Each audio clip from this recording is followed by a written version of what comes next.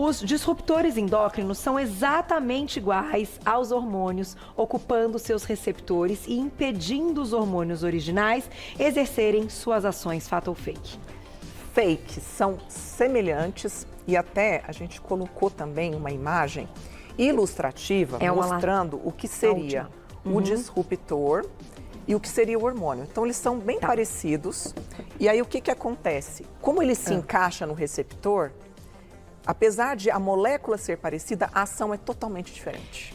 Vamos colocar, então, acho que já está no ponto, né, Glaucia, da imagem que mostra, parece Lego, né? Exatamente. Parece Lego, imagina achei super interessante. Sabe aquele quebra-cabeça? Aí, exatamente. Aí. Então, a gente tem nesse lado o amarelinho, que seria o hormônio, e aqui o verdinho, a gente percebe que ele tem uma chanfradura. Então, ele não é exatamente igual. Agora, a molécula é muito parecida, mas a ação é totalmente diferente. Então, são duas ações que um disruptor tem. Impedir o hormônio de agir e atuar da forma como ele vem, que é totalmente diferente. Mas, por exemplo, então se esse disruptor, ele meio que se encaixa, não completamente, como a gente está vendo, ele impede que outro consiga, que seja o hormônio original. Esse aqui chega aqui, ó, tá ocupado. Tá ocupado. Ele não consegue.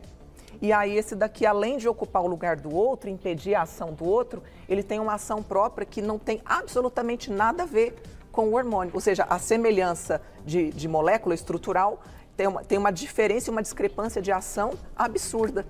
Entendi. E aí eu vou contar uma coisa para você. Além de todas as substâncias que nós vamos falar, próprios hormônios que não são isomoleculares. Quando a gente fala hormônio isomolecular, é o hormônio igual ao nosso, a pessoa que vai fazer uma reposição. Tá. Quando as pessoas usam hormônios sintéticos que não são isomoleculares, elas servem como disruptores.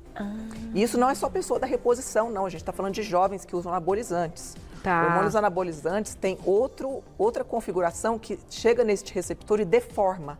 Entendi. E quando ele deforma o receptor, o hormônio original depois não encaixa mais. Mesmo que ele pare de fazer o uso dos anabolizantes. Então tem tudo isso para a gente esclarecer, para as pessoas pensarem antes de entrar com hormônios sintéticos. Pílula também? Pílula tem uma ação. Existiu na década de 50 uma pílula específica que as mulheres usaram e a partir dali começaram muitos problemas. O próprio lipedema, se você for pegar, vamos pegar o exemplo clássico do lipedema. Tá? O lipedema, então, para quem não sabe, é aquele tipo de gordura com inchaço junto, que fica totalmente aquela configuração bem marcada. E a gente pode pegar pinturas antigas, você pega os pintores, eles pintavam mulheres que muitas vezes eram gordinhas, mas elas eram lisinhas. Pinturas muito realistas.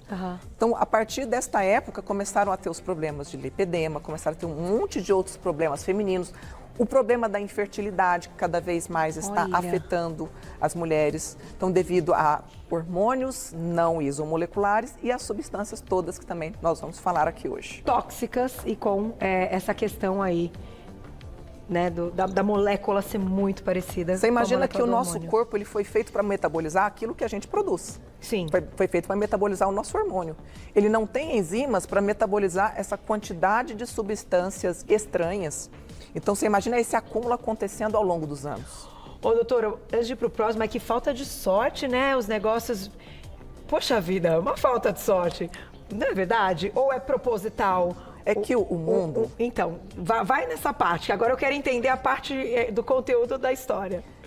É assim, quanto mais tecnológico a gente ficou, quanto mais cheio... Vamos pegar um exemplo de maquiagem. Vou pegar aqui maquiagem. Maquiagem, tá. Pra gente chegar numa make completa, são só de pele, são 7 substâncias, são umas 7 camadas de tudo. Sim. Você imagina. Existe um produto que chama fitalato, que ele é feito para fixação de maquiagem, fixação de esmalte, e ele é um disruptor endócrino. Então, você imagina a gente exposto a tudo isso, certo? Pois é. A parte boa é que o mundo hoje ele está muito... hoje tem muitas empresas cosméticas que já entenderam a necessidade do mundo, o entendimento do consumidor frente a tudo isso, não só da cosmética, mas da indústria alimentícia. Né? Você sabe quando que começou? Quem nunca ouviu falar de disruptor vai ouvir falar. Você vê, a Lara tem 11 anos, a idade do João. Do João, sim. O João mais ou menos 11, 12 anos atrás, começou a ideia do bisfenol. Bisfenol. Do bisfenol, do plástico, das mamadeiras, que antigamente chupetas, mamadeiras tinham o bisfenol. Então, há 12 anos atrás, foi a primeira vez que eu ouvi falar, que eu fui comprar as coisas da Lívia, falando, nossa, esse não tem o bisfenol.